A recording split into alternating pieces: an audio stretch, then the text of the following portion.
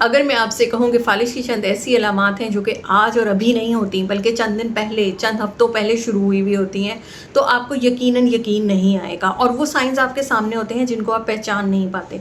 तो आज 4 चीज़ें आपको ऐसी बताने लगी हूँ कि अगर खुदा न खास्ता इनमें से कोई भी चीज़ मौजूद है तो याद रखिए कि आप फ़ालिज के तरफ जा रहे हैं और आप फ़ालिज का शिकार हो सकते हैं। तो इस वीडियो को ध्यान से देखिएगा। सबसे पहली चीज़ ये कि हर गुज़रते लम्हे के साथ फ़ालिज के साथ 19 लाख न्यूरॉन का नुकसान होता है।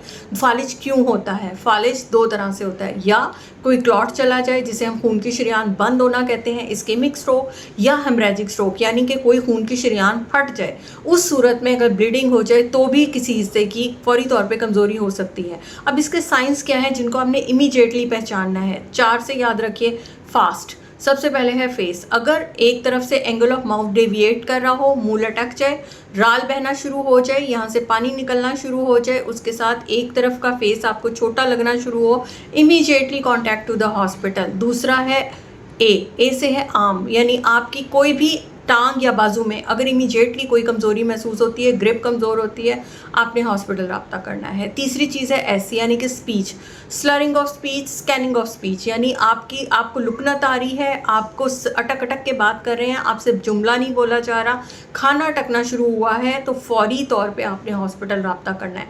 चौथा सबसे वाइटल चीज़ जो है वो है टाइम टू हॉस्पिटल, यानी आपने टाइम वेस्ट नहीं करना। आपका एक एक लम्हा कीमती है। हर गुजरते मिनट के साथ आपका न्यूरोनल डैमेज बढ़ता चला जाएगा। तो पहले 1 से 4 घंटे में फौरी तौर पे हॉस्पिटल रब्ता करें ताकि आपकी ट्रीटमेंट फौरी तौर पे शुरू की जा सके।